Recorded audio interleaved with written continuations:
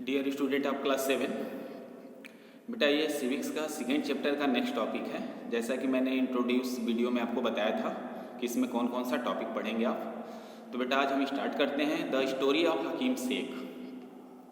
तो आप ध्यान से सुनो। Hakim Sheikh was a member of the Paschim Bangal Khet Mazdoor Samiti, an organization of agriculture labours in West Bengal. बेटा हकीम शेख पश्चिम बंगाल खेत मजदूर समिति के एक सदस्य थे जो कि पश्चिम बंगाल में ऑर्गेनाइज किया जाता है। One evening in 1992 he accidentally fell of a running train and suffered head injuries. बेटा 1992 में वो ट्रेन से यात्रा कर रहे थे शाम को और अचानक वो ट्रेन से गिर गए। गिरने की वजह से उनके सर में बहुत ज़्यादा चोट लगी। He was in a very serious condition and need immediate treatment. बेटा उस कंडीशन में गिरने के बाद उनके कंडीशन काफ़ी ख़राब हो गए, सीरियस कंडीशन में आ गए और उन्हें इमीडिएट ट्रीटमेंट की ज़रूरत थी। He was taken to a government hospital in Kolkata but they refuse to admit him because they did not have a spare bed. बेटा फिर वहाँ से लोगों ने उठाया और उन्हें गवर्नमेंट हॉस्पिटल में ले गया, लेकिन गवर्नमेंट हॉस्पिटल में ये कह के उन्हें वापस कर दिया गया कि यहाँ कोई बेड खाली नहीं है, जिसकी वजह से उन्हें वापस कर दिया गया। Another hospital did not have the facility और the specialised doctor necessary for his treatment. और बेटा जो उनको चोट लगी थी सर पे, उसके लिए दूसरे हॉस्पिटल में वैसे डॉक्टर नहीं थे, उसके इलाज के लिए वैसे डॉक्टर नहीं थे, उनका ट्रीटमेंट दूसरे हॉस्पिटल में करना संभव नहीं था। In this way he spent 24 hour in a critical state. बेटा वो सीरियस कंडीशन में 14 आवर अपना बिताए, यानी चोट लगने के बाद 14 घंटे तक उन्हें कोई इलाज नहीं मिला।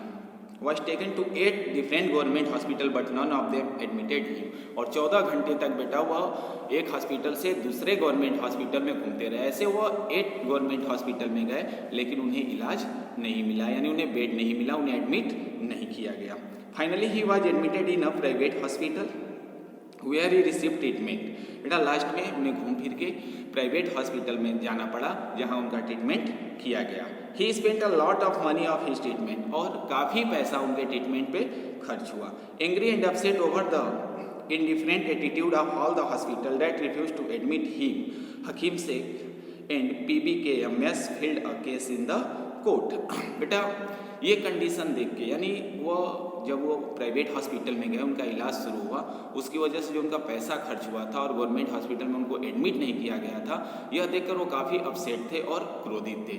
इसकी वजह से उन्होंने क्या किया कि गवर्नमेंट हॉस्पिटल पे केस कर दिया, कोर्ट में जाकर केस कर दिया, क्योंकि वह मजदूर समिति के मेंबर भी थे और वह काफ़ी दुखी हुए थे इस व्यवहार से कि मैं 14 आवर में 14 घंटे में 8 गवर्नमेंट हॉस्पिटल में गया और कहीं भी मुझे एडमिट नहीं किया गया, लास्ट में मुझे प्राइवेट हॉस्पिटल में अपना इलाज कराना पड़ा। तो बेटा ये स्टोरी थी हकीम शेख की। क्लियर?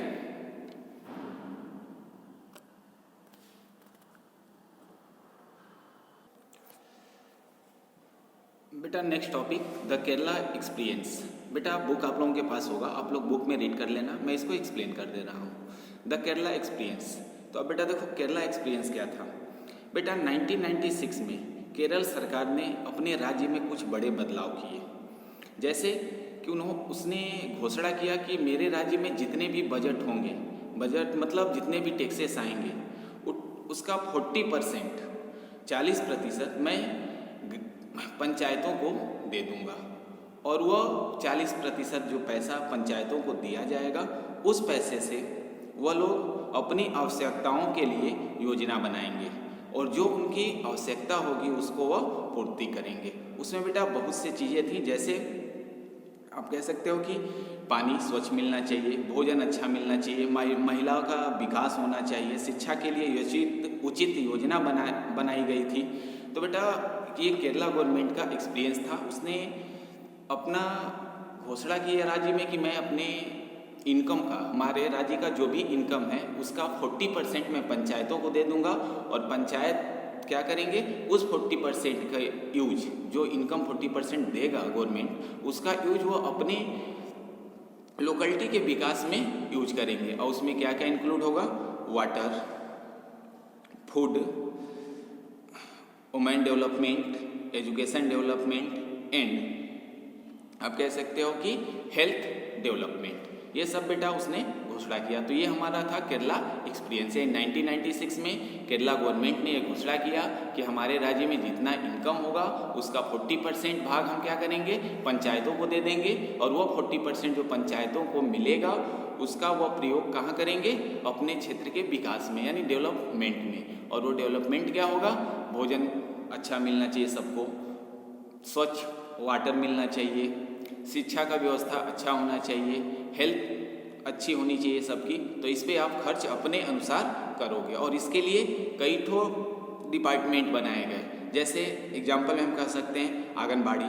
जैसे आंगनबाड़ी तो 1996 में केरला का ही देन है कि आज पूरे हमारे देश में आंगनबाड़ी लोग वर्क करती हैं, आंगनबाड़ी महिलाएं वर्क करती हैं। उनका काम क्या होता है, वो देख रेख करती हैं। गांव-गांव में अलग अलग आंगनबाड़ियाँ होती हैं और वो जा के देख रेख करती हैं कि इस गांव में क्या प्रॉब्लम है, क्या समस्याएं हैं, और जो पैसा मिलता है उससे उस समस्याओं को दूर किया जाता है। क्लियर?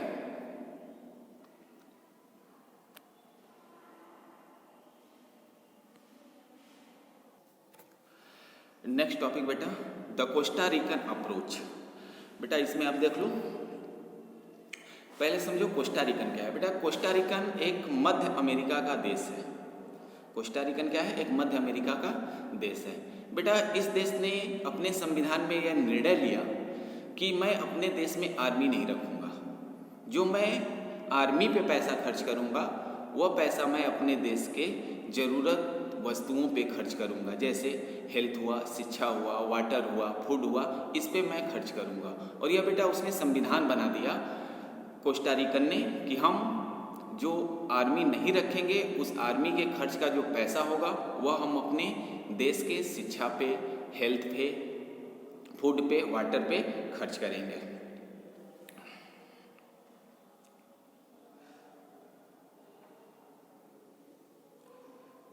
क्लियर बेटा, आपको समझ में आया? तो कोस्टा रिकन अप्रोच क्या था बेटा, यह एक मध्य अमेरिका का देश है और इसने यह निर्णय लिया कि नहीं, मैं अपने देश में सेना नहीं रखूँगा, बल्कि सेना में जो पैसा मैं खर्च करूँगा, आर्मी पे जो पैसा मैं खर्च करूँगा, उस पैसे को मैं अपने यहाँ विकास में लगाऊँगा। जो हमारे यहाँ ज़रूरत की चीज़ें हैं उस पर मैं वो पैसा खर्च करूँगा। और वो ज़रूरत क्या थी, हेल्थ था, एजुकेशन था, वाटर था, फूड था, ETC। तो बेटा ये आपका मेन टॉपिक हो गया। बेटा इसमें इस चैप्टर में ओनली 2 टॉपिक रिमेन रह गए हैं, एक प्राइवेट हॉस्पिटल और एक गवर्नमेंट हॉस्पिटल। तो बेटा आई होप आप बुक पढ़ोगे तो आपको इजीली समझ में आ जाएगा कि प्राइवेट हॉस्पिटल और गवर्नमेंट हॉस्पिटल क्या है। इसलिए बेटा मैंने उस टॉपिक को एक्सप्लेन नहीं किया। अगर आपको नहीं समझ में आता है तो यू कैन आस्क मी, आप हमसे आसानी से पूछ सकते हो मेरे व्हाट्सअप नंबर पे, या मुझे कॉल करके बोल दोगे कि सर मुझे ये समझ में नहीं आया, तो बेटा मैं वो भी टॉपिक एक्सप्लेन कर दूंगा। क्लियर? तो बेटा मैंने यहाँ पे आपका चैप्टर 2 जो सिविक्स का चैप्टर है मैंने ख़त्म किया। इसका एक्सरसाइज, आई होप कि इसका एक्सरसाइज आप कर चुके होंगे। क्वेश्चन आंसर भी अभिनंदन सर आपको भेजे थे, आपने सॉल्व कर लिया होगा। क्लियर बेटा?